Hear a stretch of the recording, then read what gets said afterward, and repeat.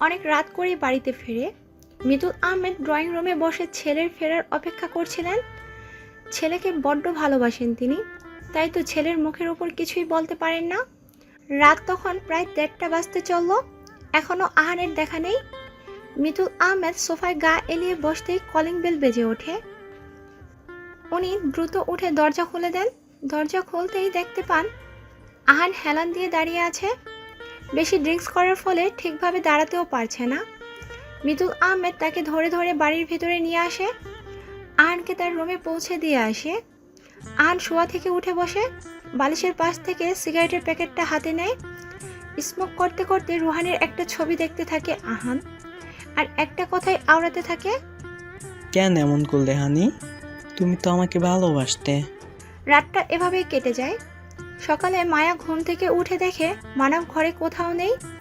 কালো রঙের দেয়াল ঘড়িতে তাকিয়ে দেখে 8টা বাজতে চলল। সে উঠে ফ্রেশ হয়ে রুম থেকে বের হয়। ফরিনা মাহমুদ রান্নাঘরে কাজ করছেন। মীরা আগেই ঘুম থেকে উঠে পড়েছে, সে ড্রয়িং রুমে বসে আছে। প্রেগনেন্ট হওয়ার পর থেকে মীরাকে ফরিনা মাহমুদ কোনো কাজই করতে দেন না। মায়াকে দেখতে পেয়েই মীরা এক প্রকার চেঁচিয়ে জিজ্ঞেস করে, কিরে দেবরানী, ঘুম কেমন হলো? আমার দেবরজি তোকে জ্বালায়নি তো? মীরার কথায় মায়া লজ্জা পেয়ে যায়, কারণ রান্নাঘর থেকে ফরিনা মাহমুদ সবই শুনতে পেয়েছেন। আর মীরা কথাটা বেশ জোরেই বলেছে।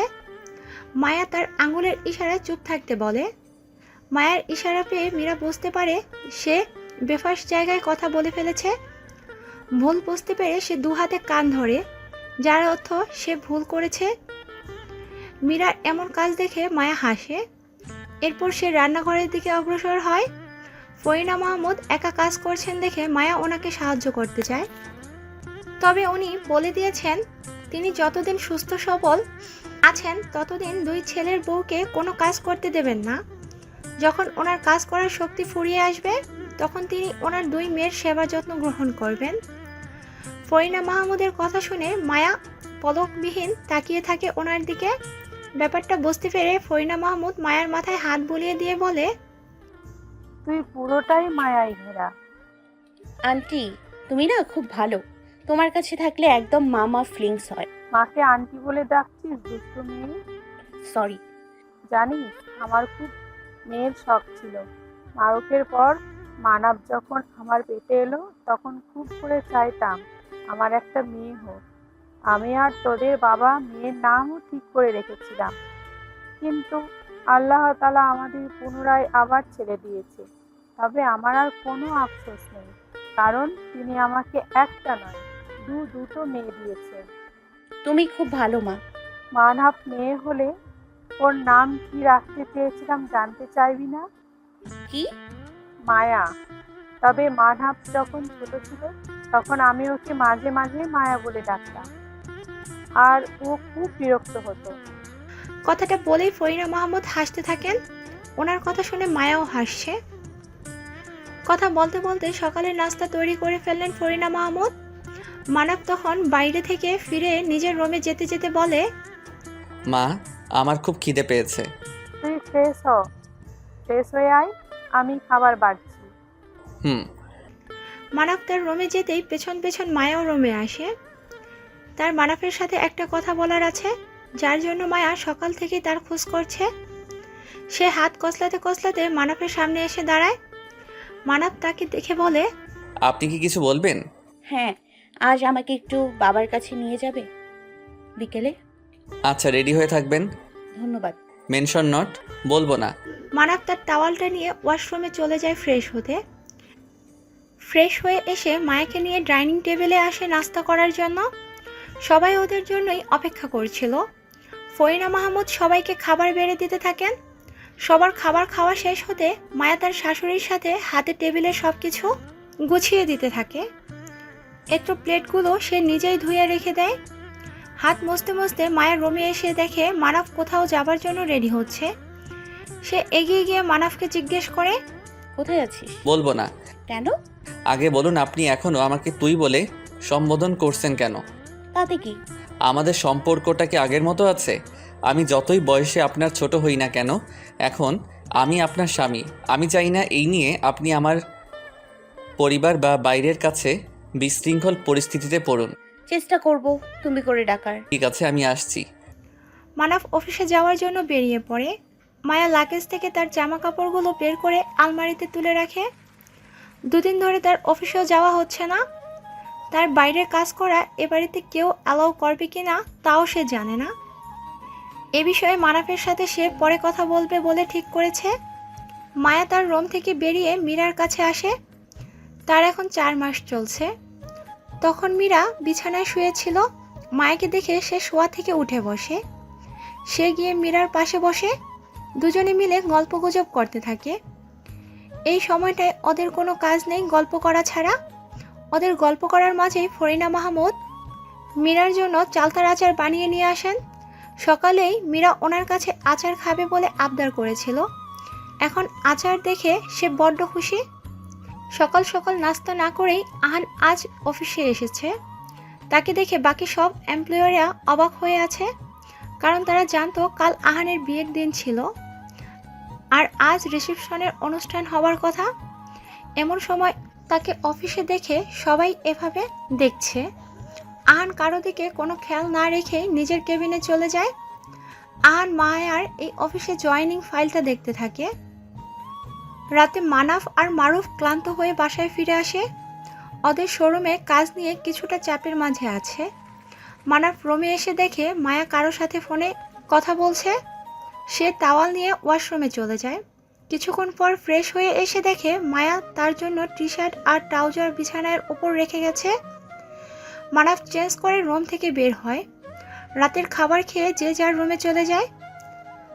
আজ আর মায়ার তার বাবার সাথে দেখা করা হয়ে ওঠে না। মানাফ মায়ার সামনে এসে বলে, সরি, কেন? আমি আপনাকে বাবার সাথে দেখা করাতে পারিনি তাই।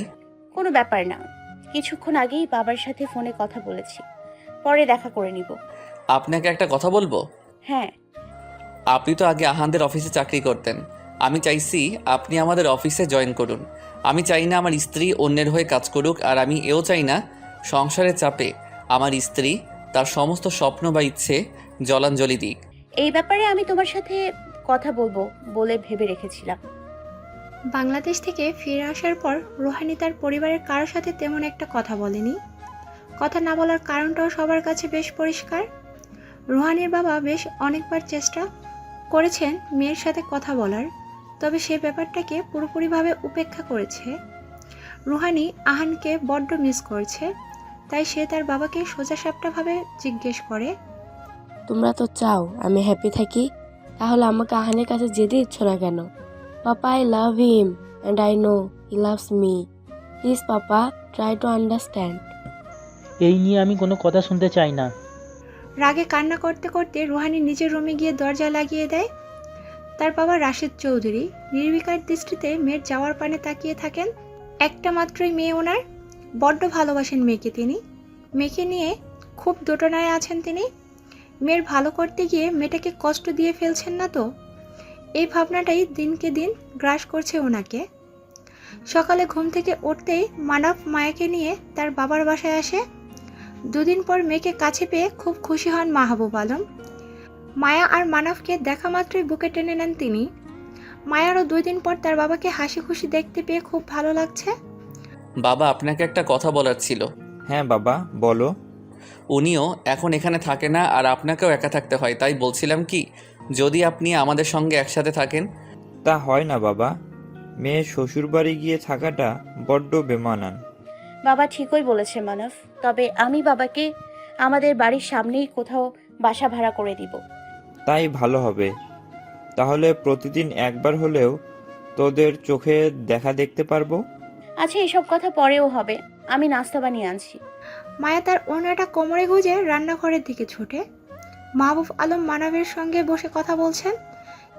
কিছুক্ষণ পর মায়া তার বানানো নাস্তাগুলো টেবিলে সাজাতে থাকে। 3 জন একসাথে বসে খাবার খেতে থাকে। মায়া তার বাবার জন্য দুপুরের এবং রাতের খাবার রান্না করে ফ্রিজে রেখে দিয়ে যায়। রাস্তায় মায়া আর মানব একই সাথে হেঁটে বাড়ি ফিরছিল। এমন সময় মায়ার ফোনে অচেনা নাম্বার থেকে কল আসে। অচেনা নাম্বার দেখে কল আসায় মায়া 2বার কল কেটে দেয়। পরের বার কল আসতেই মানব তার হাত থেকে মোবাইলটা নিয়ে নেয়। কল রিসিভ করে বলে, আসসালামু আলাইকুম, কে বলছেন? আহান বলছি। ও হ্যাঁ বলুন। মায়ের সাথে কথা বলা যাবে? না, যা বলার আমার কাছেই বলুন। মায়াকে বলে দিবে ও যেন আর আমাদের অফিসে আর না আসে। এই কথাটা আপনি না বললেও হতো, কারণ আমি এমনিতেও আমার স্ত্রীকে অন্যের অধীনে কাজ করতে দিতাম না। সে যাই হোক, আমার বলার কাজ আমি বলে দিচ্ছি। ধন্যবাদ, ভালো থাকবেন। বলে কল কেটে দেয় মানব। মায়া পাশেই দাঁড়িয়ে। এতক্ষণ সে সব কথাই শুনেছিল। কোনো একটা কারণে মায়ের মনটা বেজায় খারাপ হয়ে যায়। মানব মায়ার হাত ধরে। কিঞ্চিত চমকে মায়া মানবের দিকে তাকায়। মানব মায়াকে নিয়ে হাঁটতে থাকে। কিছুটা রাস্তায় হেঁটে গিয়ে মানব একটা রিক্সা দাঁড় করায়। এরপর দুজনে রিক্সায় চড়ে বাড়িতে চলে যায়। বিকেল দিকে আকাশটা মেঘলা করে। আকাশে মেঘ করার পাশাপাশি বাতাসও বইছে। মায়া চুপ করে বেলকনিতে দাঁড়িয়ে আছে। বাতাসের চুলগুলো বারবার এলোমেলো হয়ে যাচ্ছে। তার সেদিকে কোনো ভ্রুক্ষেপ নেই। সকালে মানব মায়াকে বাড়িতে পৌঁছে দিয়ে রেডি হয়ে অফিসে চলে যায়। এই সময়টাতে তার ভীষণ বোরিং ফিল হচ্ছে। দুপুরের খাবার খেয়ে মীরা ঘুমিয়ে আছে। মারুফ আর মানব অফিসে আছে। শামীম মাহমুদের কিছুদিন ধরে শরীরটা ভালো না, তাই তিনি অফিসে খুব একটা যান না। এবার চাইছেন দুই ছেলেকে সব দায়িত্ব বুঝিয়ে দেবেন। শামীম মাহবুব ঘুমাচ্ছেন। আকাশটা মেঘলা দেখে ফরিনা মাহমুদ রুম থেকে বের হন। ছাদে কাপড় শুকাতে দিয়েছিলেন তিনি। সিঁড়ি বেয়ে উপরে উঠতেই পেছন থেকে মায়া ডাক দেয়। মা কোথায় যাচ্ছ?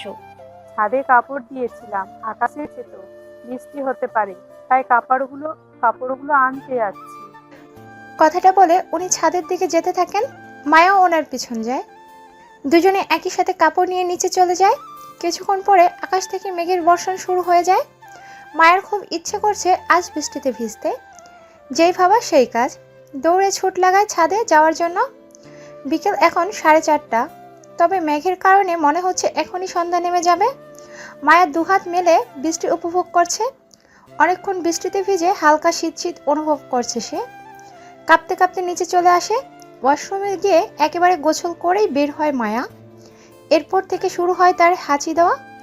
এই মুহূর্তে এক কাপ চা খাওয়াটা ভীষণভাবে প্রয়োজন তার জন্য। রান্নাঘরে এসে নিজের জন্য 1 কাপ আদা দিয়ে চা বানায় সে। রুমে এসে বিছানায় বসে বসে খেতে শুরু করে। কিছু সময় পর হাঁচি দেওয়া থেমে যায়। 11:30টার দিকে মানব আর মারুফ বাসায় ফেরে। মানব রুমে ফিরে এসে দেখে মায়া কম্বল মুড়ি দিয়ে শুয়ে আছে। মানব ওয়াশরুমে গিয়ে ফ্রেশ হয়ে আসে। এসে দেখে এখনো মায়া শুয়েই আছে। মানব তার কাছে এসে ডাকতে শুরু করে। সে মায়ের কপালে হাত রাখলে ভীষণ তাপ অনুভব করে। তার মানে মায়ের জ্বর এসেছে। মানব মায়ের মাথার কাছে বসে তাকে ঘুম থেকে জাগিয়ে বিছানায় আধশোয়া করে বসায়। জ্বরের কারণে মায়া প্রায় ঘোরের মাঝে রয়েছে। হিতাহিত জ্ঞানশূন্য হয়ে রয়েছে। চোখ ছোট ছোট করে মানবের দিকে তাকায় সে। মানব তাড়াতাড়ি করে রুম থেকে বের হয়। রান্নাঘর থেকে একটা বাটি নিয়ে আসে। সাথে করে বড় এক টুকরো কাপড়ও নিয়ে আসে। তাকে বাটি নিয়ে রুমে যেতে দেখে ফরিনা মাহমুদ জিজ্ঞেস করেন, কি হয়েছে মানহাব, বাটি নিয়ে রুমে যাচ্ছিস কেন? মায়ার ভীষণ জ্বর এসেছে। মেয়েটার জ্বর এসেছে আর আমরা কেউ জানি না? রাতে খাবার খাওয়ার সময় তো স্বাভাবিকই ছিল। বুঝতে পারছি না। মানবের সঙ্গে ফরিনা মাহমুদও ওদের রুমে আসে। মানব গিয়ে মায়ের কপালে জলপট্টি লাগিয়ে দিতে থাকে। রাতে সবার সাথে অল্প কিছু খাবার খেয়ে নিয়েছিল মায়া, তাই মানব তাকে জ্বরের ওষুধ খাইয়ে দেয়। ফরিনা মাহমুদ টেবিলে মানব আর মারুফের জন্য খাবার বাড়তে থাকেন। খাওয়া দাওয়া শেষ করে মানব রুমে এসে দেখে মায়া ঘুমিয়ে আছে। সেও লাইট অফ করে মায়ের পাশেই শুয়ে পড়ে, তবে যথেষ্ট দূরত্ব বজায় রেখে। ক্লান্ত থাকার কারণে কিছুক্ষণের মাঝেই ঘুমিয়ে পড়ে সে। সকালে মায়া ঘুম থেকে উঠে নিজের উপর ভার কিছু অনুভব করে। চোখ পিটপিট করে তাকিয়ে দেখে মানব তার বুকে মাথা রেখে শুয়ে আছে। মুহূর্তেই মায়া যেন আকাশ থেকে পড়ে। হাত দিয়ে মানবকে সরানোর চেষ্টা করে, কিন্তু সে বরাবরই ব্যর্থ হয়। কিছুক্ষণ পরেই মায়ের মনে হতে থাকে এখনই মানবের ঘুম ভেঙে যাবে, তাই সে চট করে চোখ বন্ধ করে ফেলে। কারণ সে চায় না মানব জেগে গিয়ে অস্বস্তিকর কোনো পরিস্থিতির সৃষ্টি হোক। মানব চোখ পিটপিট করে তাকিয়ে দেখে সে নিজে থেকে মায়াকে জড়িয়ে ধরে আছে। তাড়াতাড়ি করে সে দূরে সরে আসে। সরে না আসলে মায়া যে তাকে ভুল বুঝবে